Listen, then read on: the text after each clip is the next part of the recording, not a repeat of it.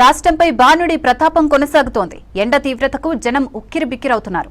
రానున్న 3-4 రోజుల పాటు గరిష్ట ఉష్ణోగ్రతలు మరింత పెరిగే ఛాన్స్ ఉందని తెలిపింది ఐఎండీ. ఇవాళ 5 జిల్లాలకు, రేపు 15 జిల్లాలకు రెడ్ అలర్ట్ జారీ చేసింది. అలాగే లోకల్ కండిషన్స్, బంగాళాఖాతంలో కొనసాగుతున్న సినాప్టిక్ కండిషన్స్ తో పలుచోట్ల వర్షాలు కురుస్తాయని తెలిపింది. ఇక ఎండల తీవ్రత ఉన్న ప్రాంతాల్లో ప్రజలు జాగ్రత్తగా ఉండాలని, మధ్యాహ్నం ఎవరూ బయటకు వెళ్లొద్దని వాతావరణ శాఖ అధికారి ధర్మరాజ్తో కల్పన ఫేస్ టు ఫేస్. తెలంగాణ రాష్ట్ర వ్యాప్తంగా బాణుడి బగబగలు కొనసాగుతా ఉన్నాయి. దాదాపు నిప్పుల కొలిమిలా కూడా ఇటు ఎండల తీవ్రత మనకు కనిపిస్తా ఉంది. అధిక ఉష్ణోగ్రతలు, వేడి వాతావరణం, వడగాళ్లు కూడా వీస్తూ ఉండడంతో ఎప్పటికప్పుడు హెచ్చరికలు కూడా జారీ చేయడం జరుగుతా ఉంది. ప్రస్తుతం నేను వాతావరణ కేంద్రంలో ఉన్నాను. మరి మనతో పాటు వాతావరణ శాఖ సీనియర్ అధికారి ధర్మరాజ్ గారు ఉన్నారు. ఒకసారి వారితో మాట్లాడదాం. సార్, ముఖ్యంగా చూసుకున్నట్టయితే గత 2-3 రోజుల నుంచి దాదాపు మనకు 44 పైనే గరిష్ట ఉష్ణోగ్రత కూడా నమోదవుతా ఉన్నాయి. అక్కడక్కడ 45 వరకు కూడా చేరుతా ఉన్నాయి. సో ప్రస్తుతం ఎక్కడ ఏ తీవ్రత కొనసాగుతుంది సార్? ఒక విధంగా చూసుకున్నట్లయితే రాష్ట్రంలో గత 2-3 రోజులుగా కూడా ఎండ తీవ్రత క్రమేపీ పెరుగుదల అనేది కనిపిస్తుంది. ఇటు ఎండ పెరుగుదలతో పాటు వేడిం వాతావరణంతో పాటు ఉక్కబోత, అలాగే ఈ వడగాల్పుల తీవ్రత అనేది కూడా స్పష్టంగా కనిపిస్తుంది. సో రానున్న 2-3 రోజులు కూడా ఇట్లాంటి వాతావరణం అనేది కొనసాగి ఈ యొక్క ఎండ తీవ్రత మరింత పెరిగే అవకాశాలు కూడా స్పష్టంగా కనిపిస్తున్నాయి. ప్రస్తుతం కనుక చూసుకున్నట్లయితే దిగువ స్థాయిలో వాయువ్య దిశ గాలులతో పాటు ఒక విధంగా గాలిలో ఉన్నటువంటి డ్రైనెస్, అంటే ఒక విధంగా పొడిబారినటువంటి వాతావరణం వల్ల ఎక్కువగా అసౌకర్యమైనటువంటి వాతావరణంతో పాటు రాత్రిపూట సమయంలో ఉండేటువంటి కనిష్ట ఉష్ణోగ్రతల పెరుగుదల కూడా చాలా స్పష్టంగా పెరుగుదల అనేది కనిపిస్తుంది. దాదాపు 30 డిగ్రీల వరకు కూడా రాష్ట్రపూట నమోదయ్యే కనిష్ట ఉష్ణోగ్రతల నమోదాలు కూడా ఇటు ఉత్తర తెలంగాణ జిల్లాలతో పాటు సిటీలో కూడా చూసుకున్నట్లయితే ఇటు సిటీలో కూడా మనకి సుమారు 30 డిగ్రీల వరకు కూడా కనిష్ట ఉష్ణోగ్రతల నమోదాలు అనేది కనిపిస్తుంది. గరిష్ట ఉష్ణోగ్రతలకు సంబంధించి ఏ మేర నమోదవుతా ఉన్నాయి? నిన్న ఎక్కడెక్కడ ఎంత మేర గరిష్ట ఉష్ణోగ్రతలు ఉన్నాయి? అదే విధంగా సాయంత్రం సమయంలో అక్కడక్కడ చిన్నపాటి వర్షం కావచ్చు, మనకు ఎదురుగాళ్ల తీవ్రత, అక్కడక్కడ మనకు వడగళ్ల వర్షం కూడా కురిసిందిగా. సో ఎక్కడెక్కడ ఏ విధంగా ఉండే సార్?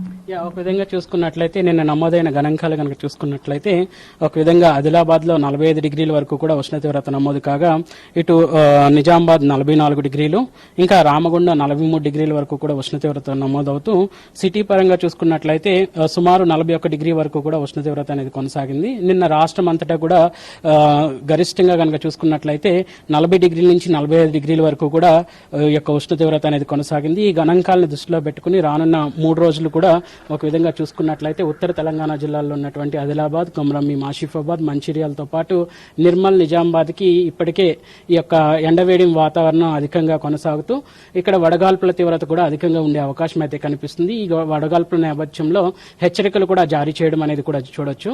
అట్లాగే రేపటికన్నా చూసుకున్నట్లయితే రేపటి 21 కల్లా కూడా ఇటు కొమరంభీం, ఆసిఫాబాద్ తో పాటు మంచిర్యాల్, పెద్దపల్లి, ఖమ్మం, జగిత్యాల్, రాజన్న సిరిసిల్లతో పాటు ఇటు తూర్పు తెలంగాణ జిల్లాలో ఉన్నటువంటి భద్రాద్రి కొత్తగూడెం, ఖమ్మం, సూర్యాపేట, నల్గొండ, యాదాద్రి భువనగిరి, జనగాం, వరంగల్ ఈ యొక్క జిల్లాల్లో మనకి మహబూబాబాద్ జిల్లాల్లో అధికంగా ఉష్ణ తీవ్రత అధికంగా పెరుగుదలతో పాటు ఇక్కడ వడగాల్పుల తీవ్రత కూడా అధికంగా ఉండి ఎండవేడి వాతావరణం కూడా గరిష్ట స్థాయిలో కొనసాగే అవకాశం కూడా స్పష్టంగా కనిపిస్తుంది.